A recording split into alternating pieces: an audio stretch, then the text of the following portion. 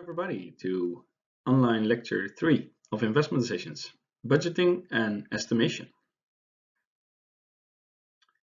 Budgeting is actually a very important administrative task of financial people.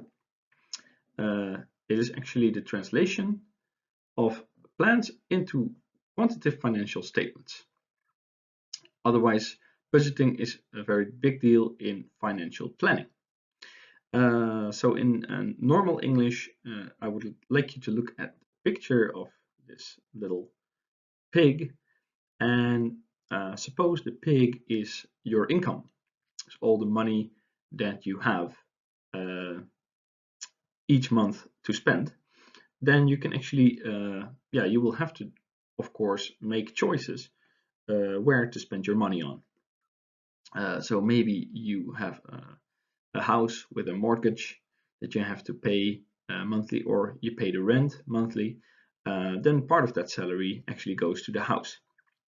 But there's also other bills like the dentist and the hair dresser, or maybe you want to save some money as well, or you want to save some money for retirement. But all in all, these targets, those financial plans, they need to actually match with the total income of your month. Otherwise, something will go wrong. That's what we call budgeting. So in a company, in different locations, financial planning is being done. So for example, at the planning department, where the projects are planned ahead, people need to know what the expenses and the incomes are going to be. They're going to write that down, and they have to inform the rest of the company about it. Then there's the Department of Communication and Coordination. For example, the project leaders are sitting there managing their project. They need to know from the planning, but also from the management, what the plans for the budget are going to be. Do they have enough money to hire new people, or do they have money to buy new assets for the company, or maybe they will have to ask a higher price from the customers. Then the management of the company, they usually set targets, and that also is combined with budgeting. So how much money is this company going to make in a year, or in maybe 5 years from now? That also, of course, has a longer term financial planning. Then also the Department of Finance, which is involved, for example, in evaluations of projects that have been run. Did the planning and the reality in the end, did they match? Or was there way too much money spent? Or was there maybe some money left, which is usually also not nice, because we want to know exactly how much hours and materials are used for each budget. Look at this picture where I actually put all those departments in a certain order. We can start all the way at the top again at project planner. So maybe at the start of the year, they have got a new budget, and they will have to divide that over the company. How much goes to the secretaries, how much goes to, for example, the management, and how much can be invested in new staff. Those plans are actually translated by the communications department.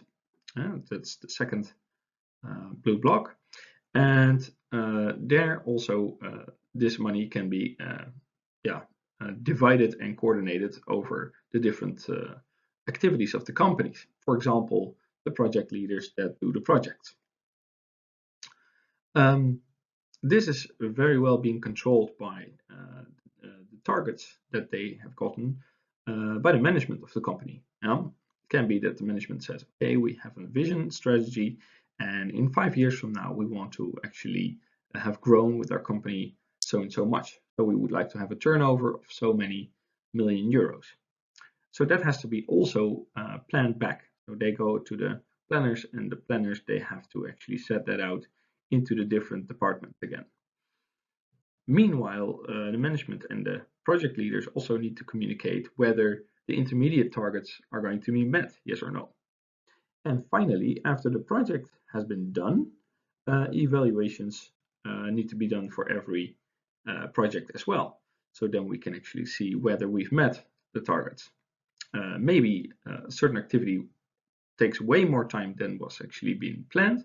And then for next projects, we need to make sure that that is corrected again. So let's take an example of a company. Let's take a radio store, a radio shop where they sell radios. There's an amount of money that is actually allocated for sales. So how much money are we going to spend? Yeah, we can spend money on marketing, and we can also spend money on the actual loan of the staff that sells the radios. So usually we're entering this loop, and we start all the way on top with a certain sales budget. And there's a certain amount of money that we have. In the beginning, usually that's not a lot. So we want actually to sell radios, so we need to spend a minimum amount of money on the operational sales. Yeah? It can even be that this salesman, he needs to visit clients, or he needs to visit promotional fairs, and he might at some point have to make a quote for a customer, and he has to maybe do some after sales. So that means some service. That actually already takes quite some money. And maybe I have a little bit money left to do some marketing. So it can be that I have money to do e-marketing, such as Google AdWords or some Facebook advertisements. Usually in the beginning, I do not have much money for big marketing campaigns, such as TV commercials and sponsoring. Later on, we will evaluate how much radios we have sold, and we are actually able to already make a planning to the next year. So how much are we going to sell, and how are we going to target customers next year? Partially based on how much radios we have sold last year, and partially based on maybe the potential of the market if we influence it with other marketing strategies. So the question we basically ask ourselves, how much do we think we're going to sell the coming year? And if we make an estimation of that, we can also already make an estimation on how much is the income going to be, and how much money are we going to make next year. So from that, we can define our new sales budget. And so if we have sold more radios than last year, we probably have a little bit more budget. And if we have less, then usually there needs to be a cut on the budget. So that means we will have less money for marketing maybe. Yeah, and you don't want that, because obviously that will probably result in even lesser sales of radios. So at some point we may even need to get a loan on the bank to get some extra money, and this sales budget is then again divided over the possibilities. So maybe I have to hire another salesman that can do operational sales in another part of the country. I may want to go for other e-marketing or marketing strategies, such as paying influencers to talk about my radio. Or maybe I would like to buy a banner along the road as well, so that I can do my campaign much more targeted on certain customers that are in need of a radio.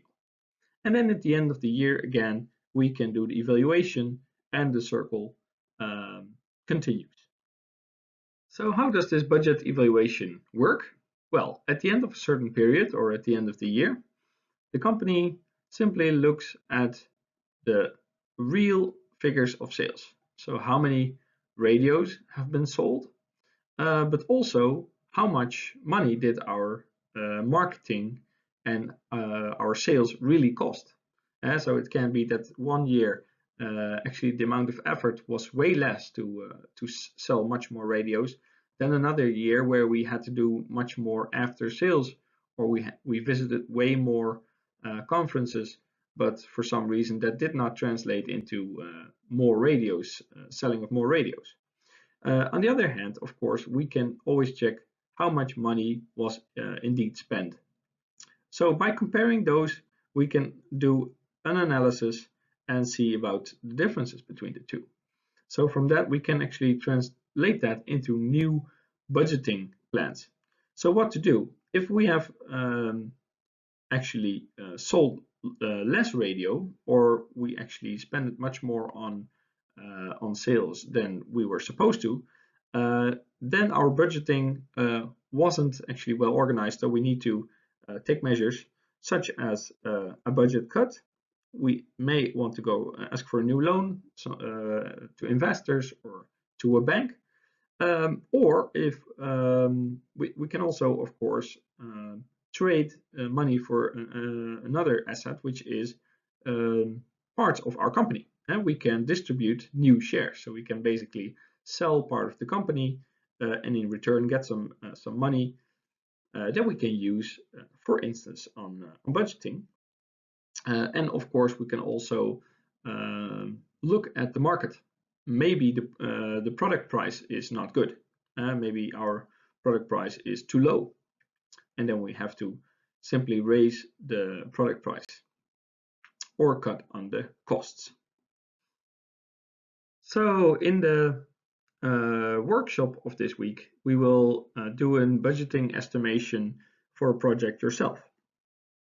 For example, here we have a digester that can produce biogas from organic waste. The organic waste is simply put into the inlet and enters our big container, which has a pressure seal and a cap and a pipe for biogas collection. And there's also going to be an overflow tank for the organic matter that has been converted. And then there's a removable cover, so we can actually excavate the residues of this organic matter out of the pit. So now to you the task, how do you budget a project like this? Suppose we only want to budget the capex of this project, basically. There's a customer, maybe a farmer, who wants to have this digester implemented on his site. And he asks you, okay, what is going to be the capex of this project? The installments and all the materials together. Well, that is a difficult question, and nobody is able to say that so easily.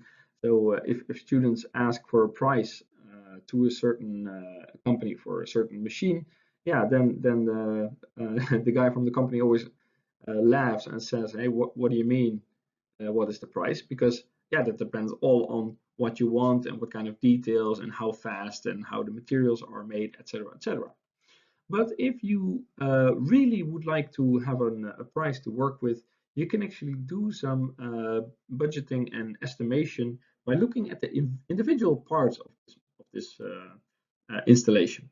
So for example, you can already Google what a tank out of concrete of this could actually be, or how much it would cost to create a concrete inlet, or what a pipe like this would actually cost like, or what a plastic cover would look like, or for example a concrete smaller tank.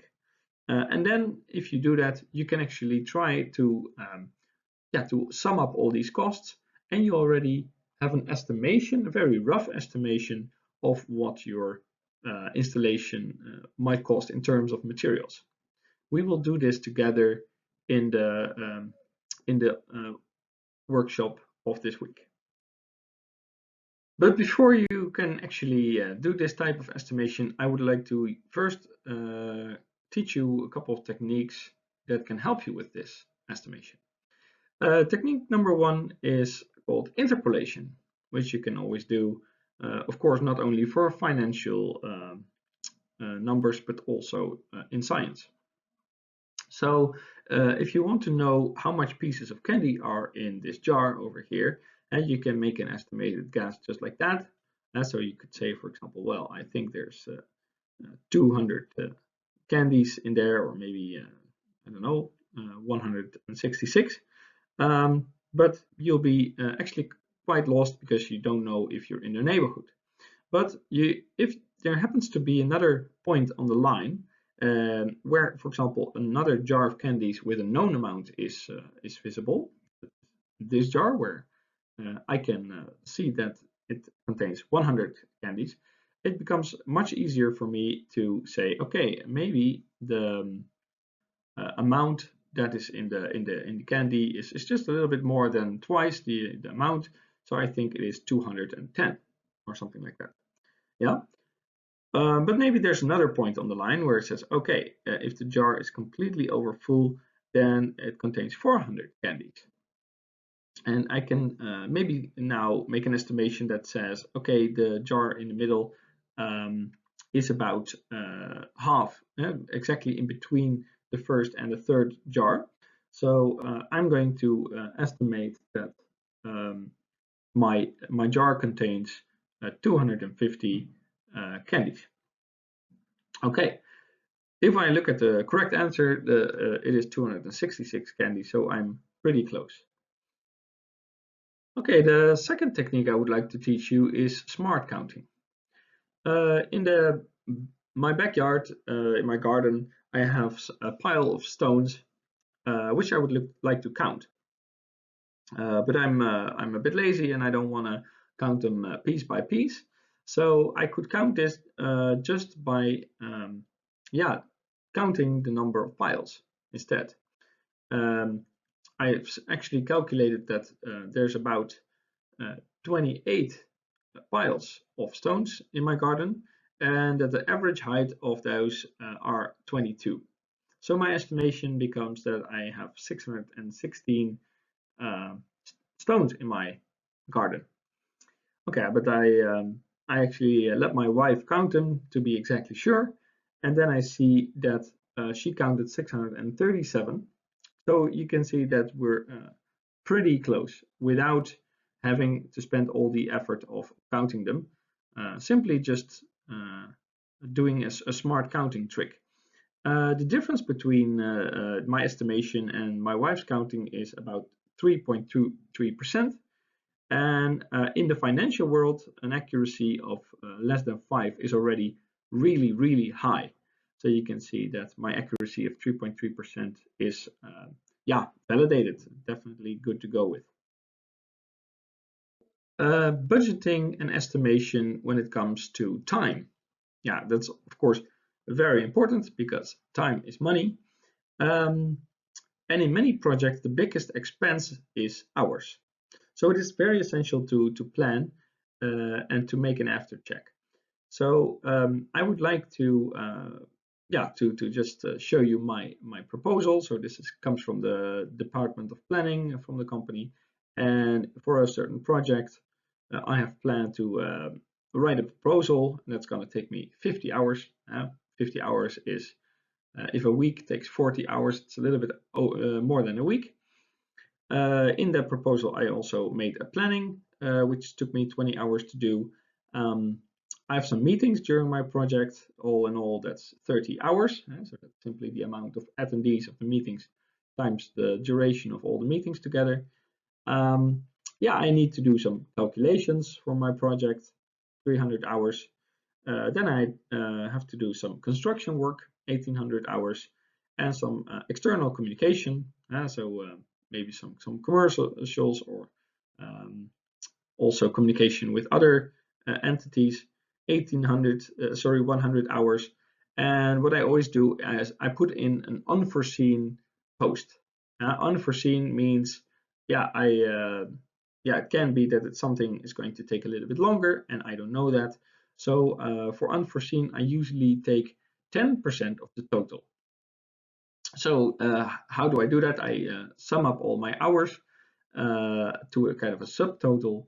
Then I calculate 10% from that. So the subtotal is 2,500, and then 10% of that is 250. So my total of hours will be 2,750. Okay. Now it is very important to check this. So how do we check this? In a smart way. You keep a timesheet or a logbook.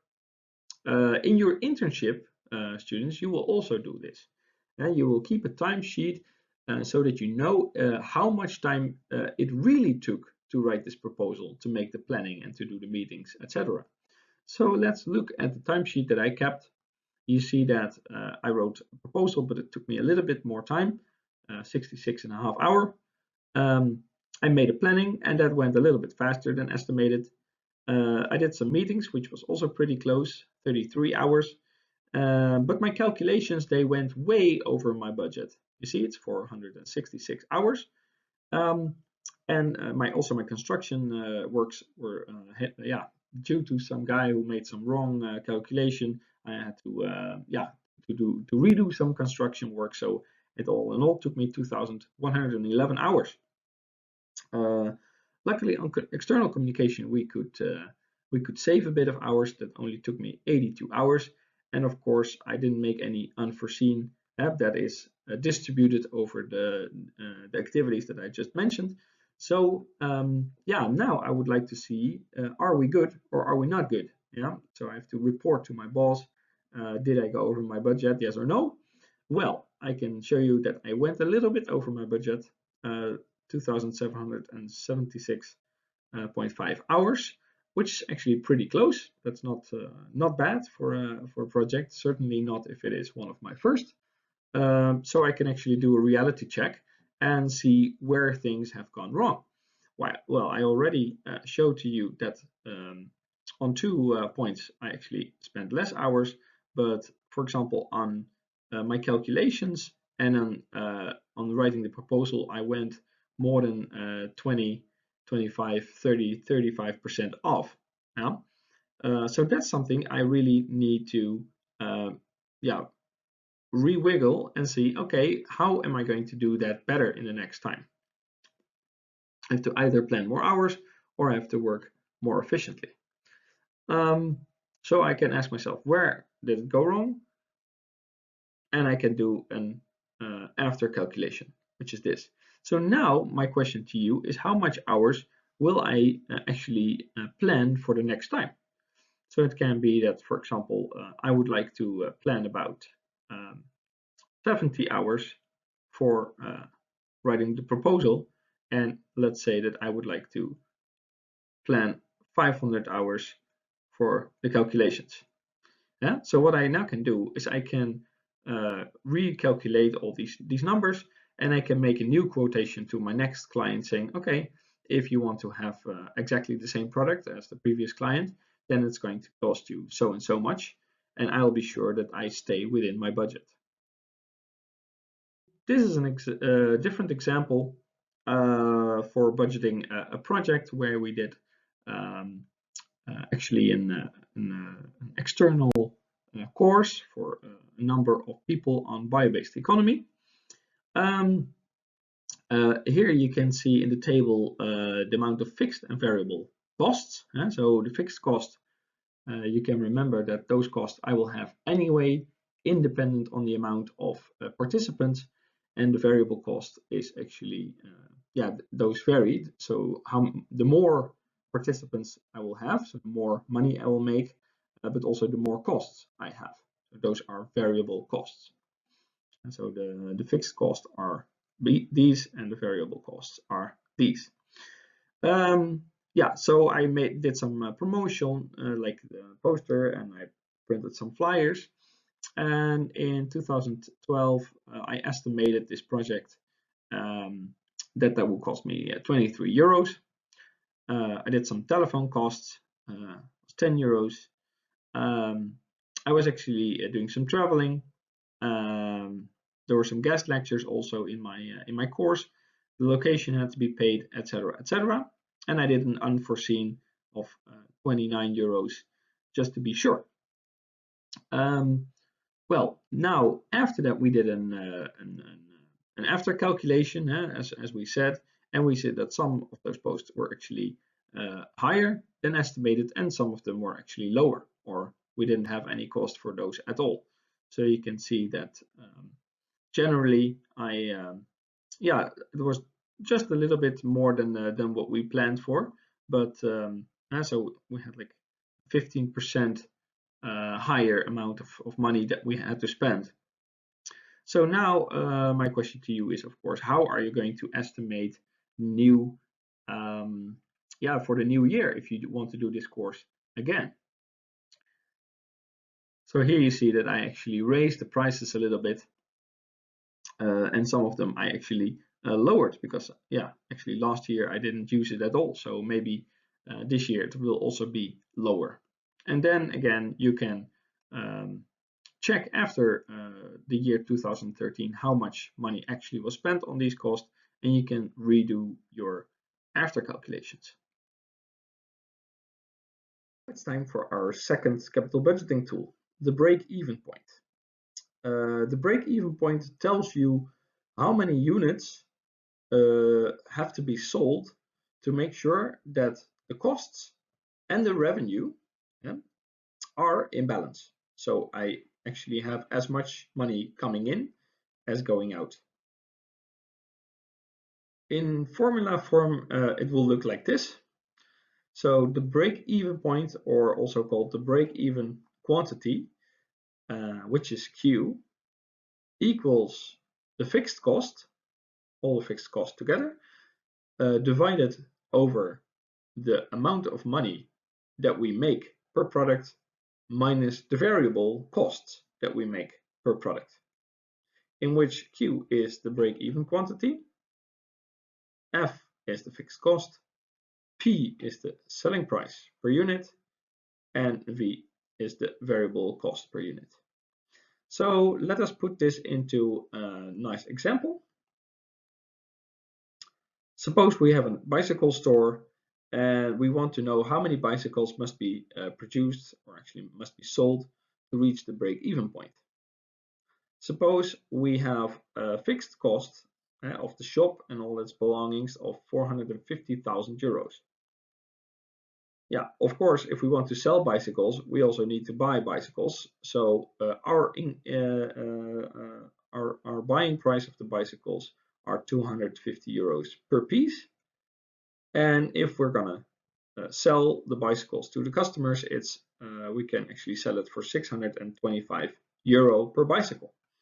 So now if I want to actually calculate how many bicycles I must sell to reach break even, so that I can start making profit, then you can actually do the calculation right now and pause your film a little bit, and then I will continue with giving you the answer.